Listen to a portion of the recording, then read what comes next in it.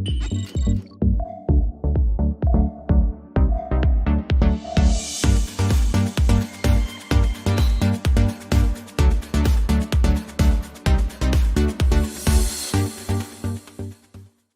BK Chartered Accountant, and today we'll be talking about CVs.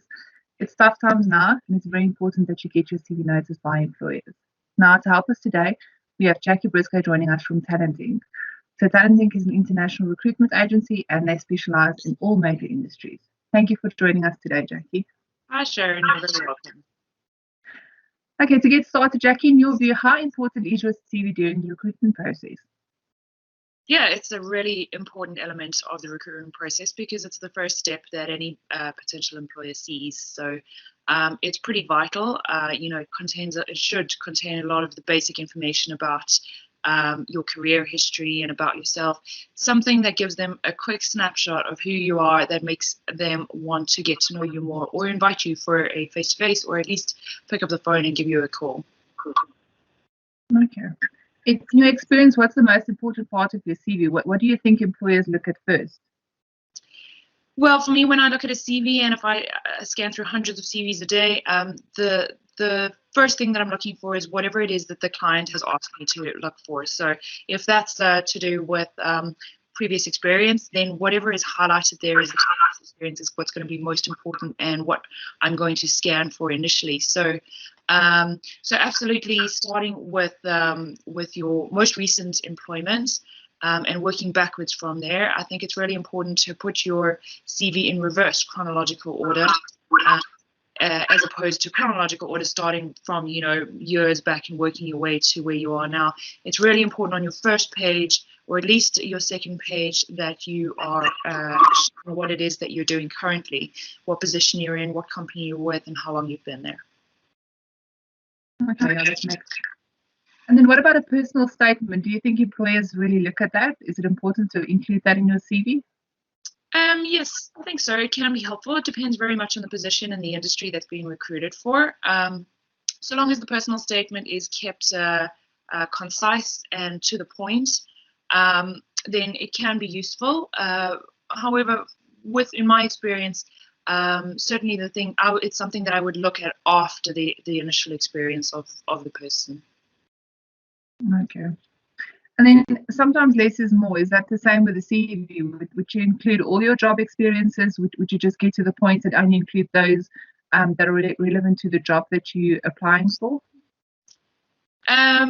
Again, I think it depends very much on the situation. So depending on how long the recruitment process is for the employer, they might want just a summary CV initially and then a more comprehensive one later on.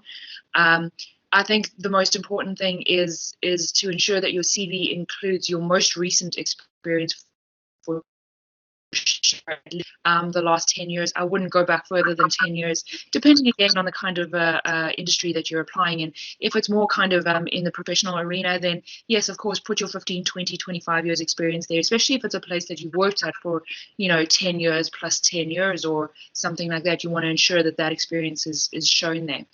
I probably wouldn't go back more than 30 or 40 years, unless it was something just concise where you're mentioning it in a few sentences, but you wouldn't go into that much detail where you would put all of your responsibilities in that role, because it wouldn't necessarily be relevant for now that long ago. Certainly your most recent roles should include a bit more information about what it is that you're responsible for and your main kind of key result areas and key performance indicators.